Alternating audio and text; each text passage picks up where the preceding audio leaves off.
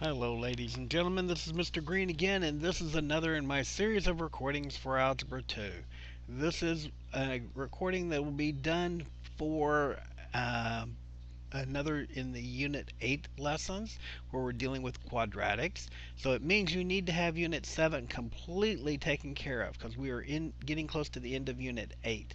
When we get back from break, we will be doing the test for Unit 8 and then going right into review for the semester final. The semester final is one of those things that could make or break your grade. So you want to make certain you've got everything up to date before you get into that semester final. So let's look at some of these things.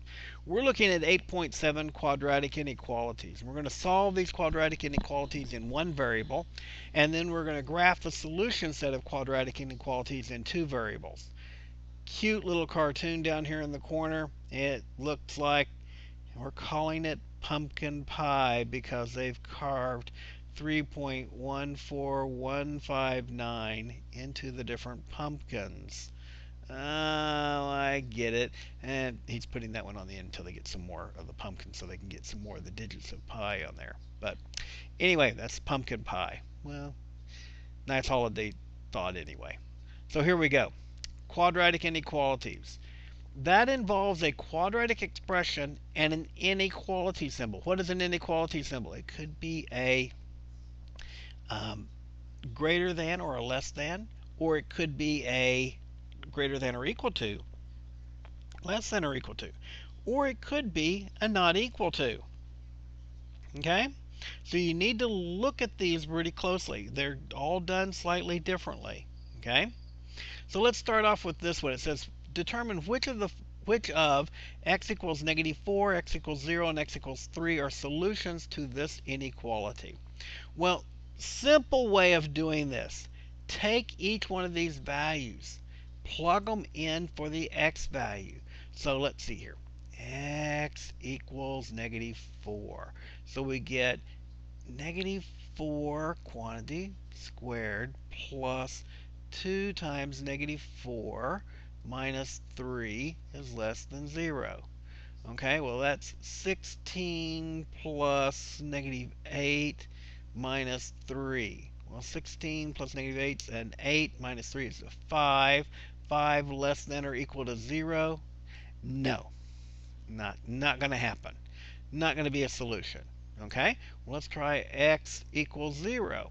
We're going to get 0 plus 0 minus 3 less than 0. Why did I write 0 and 0? Because they both have x terms in them, and 0 squared and 0, anything times 0 is going to give me 0. So I'm just jumped right into that, and I get -3 less than or equal to 0. Yes, that one would be a solution. Okay? So let's look at the last one here. So x equals 3.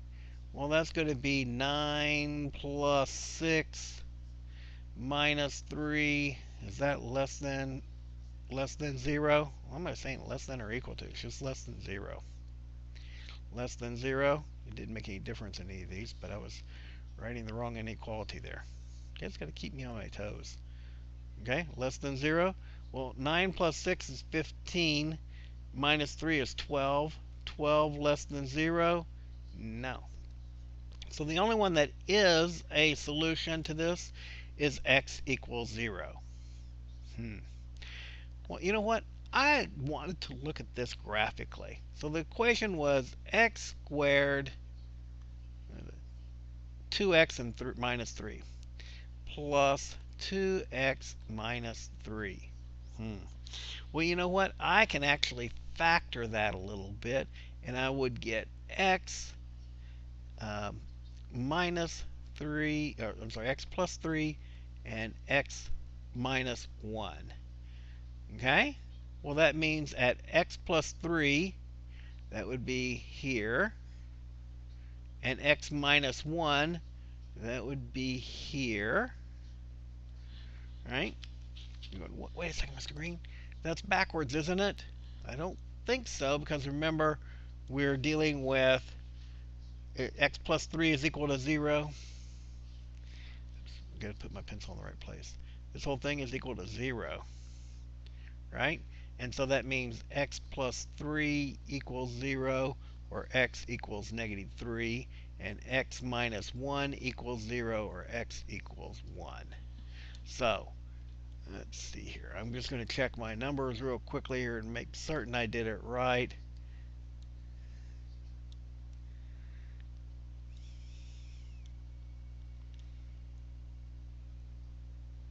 Yep, I got those two numbers right. Okay.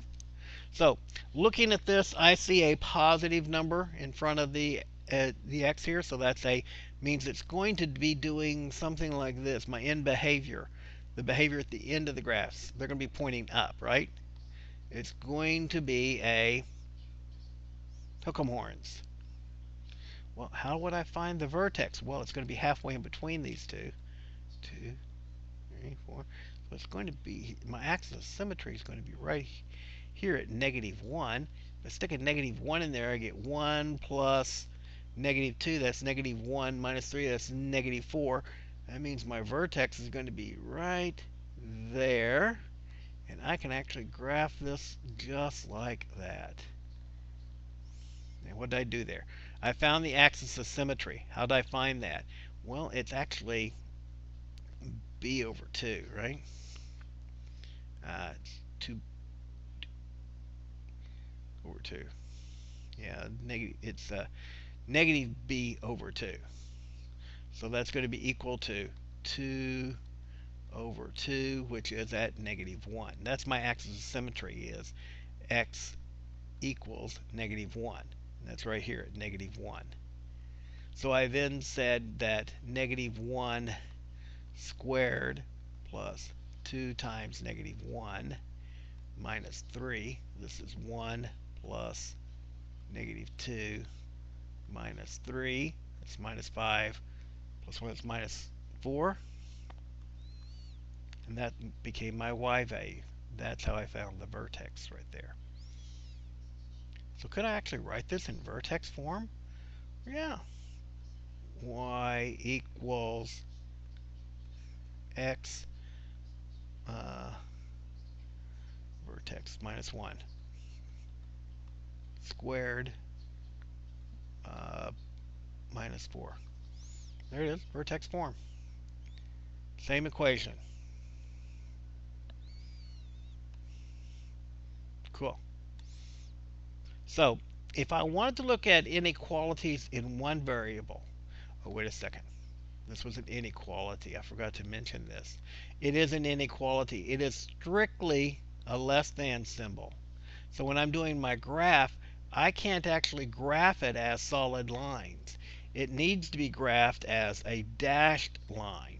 Okay? So this needed to be a dashed curve like this. Like that. Okay? And if we go back and look at the solutions that they gave us, they wanted to look at negative 4, 0, and then at 3. Negative 4 is sitting here, 0 sitting here, 3 sitting out here. Which one of these are solutions? Well, we already found that this one was the solution, so that probably means that we should have been shading on the inside of this quadratic equation like that. Graphically, we could find that answer. Okay? So, how to graph a solution in one variable. If we're only looking at one variable, we're only looking at values of x that would make this thing work, right? So one of the things you can look for is to look for the roots. So in this particular situation, 2x squared minus 5x plus 2 is greater than or equal to 0. Can this be factored any at all? Can we factor this one? Let's see here. It'd be 2 and 1, and it would be 2x would give me 2x and x, okay? And they'll both be negative. So that would mean that x is equal to negative 1/2. I'm sorry, positive 1/2. And x is equal to 2. That would be my values, that would be my solutions, right? But we've got to look at this, okay? Greater than or equal to 0. Well, I'm looking at it and I'm seeing a positive 1/2 and a 2. If I stick a 0 in for x, I get 2 greater than 0. And so that would tell me that 0 is a valid solution. So looking at this graphically, I'm looking at 1/2 and at 2 are my roots, and that it points up, so it's going to be looking like this. And so 0 actually fits in as a valid solution for this one. And so I would actually be shading on the outside of this inequality, of this quadratic. This would be where all the solutions are. And it is a solid line because it is a less than or equal to. It's not a strictly less than. Okay?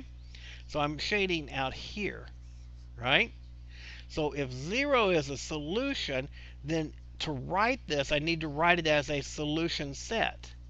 And so what I would be looking for would be that all values of x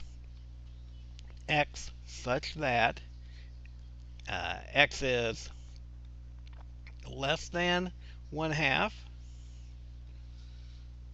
less than or equal to 1/2, and x is greater than or equal to 2.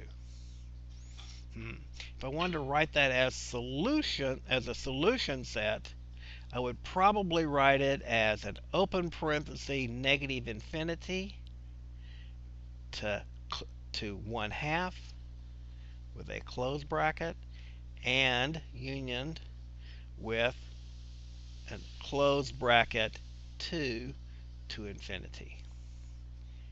That would be my solution set written in set notation. Okay? Going forward here. Describe whether these two values are solutions of this equation. Well, like I said before, one of the things you can do is just plug the values in. -2, x equal to -2, I would get a 4 plus 8 plus 7, and that is definitely greater than 0, right? So yes, that could be a part of the solution set. And then if I plug a 5 in there, x equals 5, I'm going to get 25 minus 20 plus 7. Is that greater than 12? Is the question. So I'm going to get 5 plus 7, that's 12, greater than 12. And the answer is no, that is not a part of the solution. This is actually 5 is actually on the graph, okay? So it's going to look something like this. Yeah. It's looking something like this. 5 is actually on the graph here somewhere, x equal 5. Okay? It's going to be on the graph, but because it's a dashed line, it wouldn't be considered a part of the solution set. This is the only one that would be a part of the solution set. Okay? Moving forward. Graph this inequality. Well, the first thing I do with this one, the negative a tells me that it's going to look like that, right? The fact that it goes through 5 tells me that it goes through 2, 3, 4, that point right there, y equals 5. Okay? So let's see here. We know we've got that point. Can we find any other points here? Well, if I factor out the negative sign, I get x squared plus 4x minus 5. This factors into 5 and 1, and it'd be a positive 5 and a negative 1, x plus 5 and x minus 1 with a negative sign out in front of it here. Solving this for 0, I get x equals 1 and x equals -4. So I can come down here and say that -4, 2, 3, 4, and at -1 and at +1 looks like my graph is going to do something like there, something like that. Okay? And it is a dashed line because it is a strictly inequality. Strictly greater than sign there. Okay? So now what I'm looking for is I really wanted to know what that vertex point up there was. And so I'm going to take the halfway in between these two, and that's going to be 2.5. It could be right here. My AOS, axis of symmetry, is going to be at negative 2.5. I can plug that value into the equation to find what the value is going to be. And it would be negative 2.5 squared plus 4 times 2.5 minus 5, and I get a 1.25.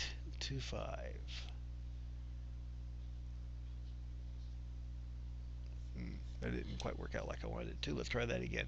2.5 squared. That gives me a 6.25. Plus 4 times 2.5, and that gives me a 1625. Minus 5 gives me a 11.25, and it is a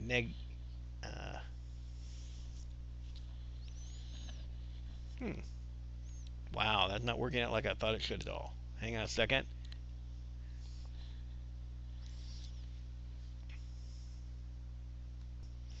You know, it would help if Mr. Green knew how to multiply. It would also help if he knew how to subtract. X plus 5 equals 0. That'd be 5 would be that number there. So when I take negative 5 plus 4, I get a 2. So my AOS is at 2, not at 2.5. Gee, Mr. Green, I think you'd be able to subtract by the time you're in Algebra 2, especially since that's the time since you're teaching the Algebra 2 class. But you know what? I make mistakes every once in a while. That's why it didn't look like it was working out quite right for me.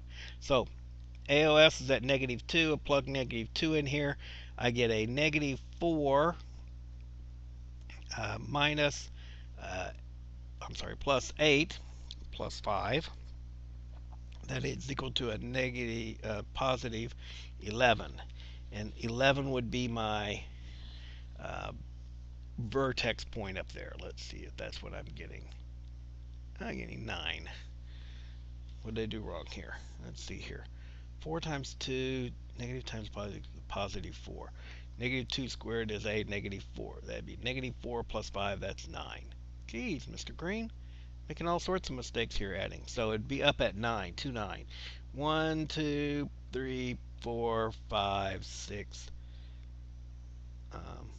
7, 8, 9. It would be all the way up here. I'm sorry that I messed up that graph, but it would be a dashed line going through that like that. Okay, after I've messed that up a couple of times, hopefully you guys saw how to graph that. Okay? So now that I've got that dashed line in there, I have to determine, am I shading between the lines or outside of the lines? Well, I always used to like to use this point 0, 0 as my determining point here. If I stick 0, 0 in for x and y, I would get 0 greater than 5. Well, that's not true. And so it's actually shading everything outside because I would not include that point 0, 0 in my graph. Okay? Okay. This one is asking me to graph this quadratic equation. Well, I can see from what I've got right here, it's going to go through the point 3 right here. And I've got a shifting of my quadratic equation over 6 units. 1, 2, 3, 4, 5, 6. And down 3. 1, 2, 3. Just like that.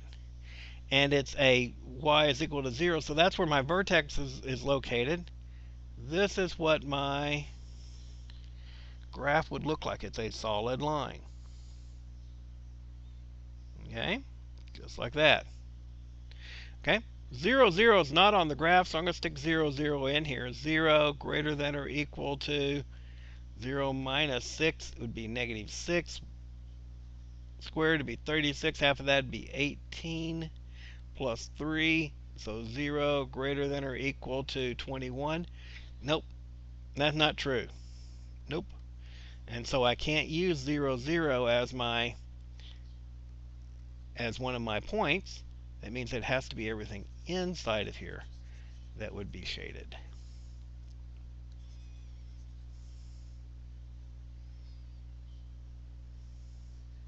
Okay? So I'm going to solve this one, okay? And they want to solve it for one variable, okay?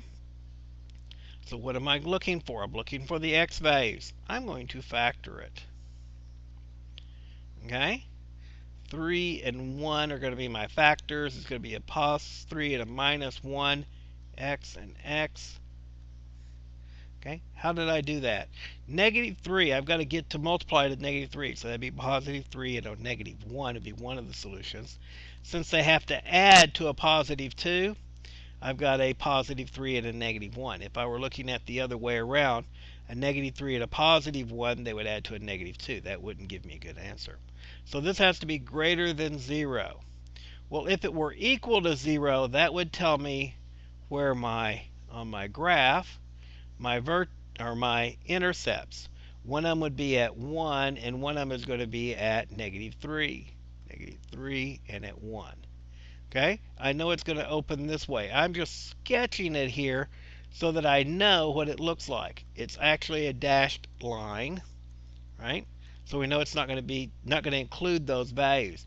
It looks like it's going to be everything in between those, because if I stick a 0 in here, 0 plus 0 minus 3, negative 3 is less than 0, and so it's going to be the values that are in here that I'd be looking for.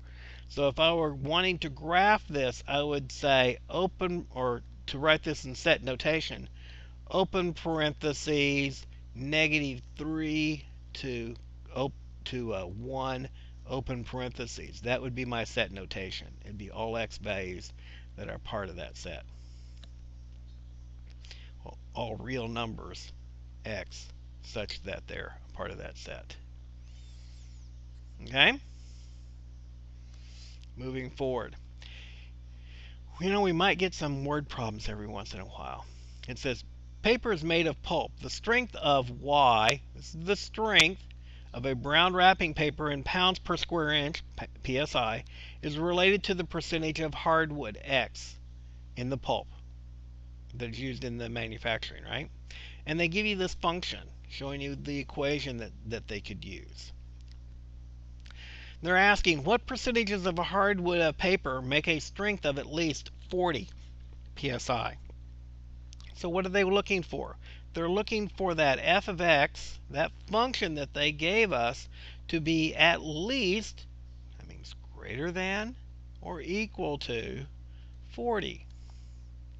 So all we got to do is take that equation and stick it in here for f of x. So minus 0.63 x squared plus 11.76x minus 6.67 has to be greater than or equal to 40. Okay? Well, we can solve this a little bit. Negative 0.63 x squared plus 11.76x minus 46.67 has to be greater than or equal to 0. I'm subtracting 40 from both sides. Okay? And now one of the cool things about calculators, they work. If I clear this out,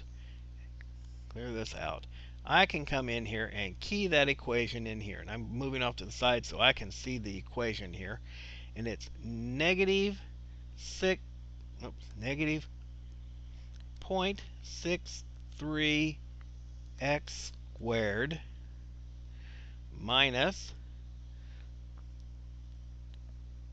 plus 11.76 40.76x minus 40.6, nope, 46.67. And if I hit graph, it shows me this graph of just a few points out here where that works, right? So if I do a second table, just like we've done in the past, we know that we're looking for things that are going to be greater than 0, and it looks like it gets greater than 0 between 5 and 6 here, right? And so we can go back to graph here, and we can do a second trace, and we're looking for the 0 value of it. So second trace, and I'm looking for that 0 value. Okay, and I want a left bound, so I want to be on the left side of it.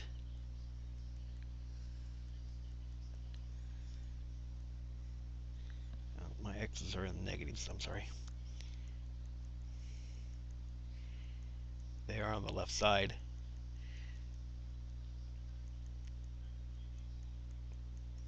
There it is.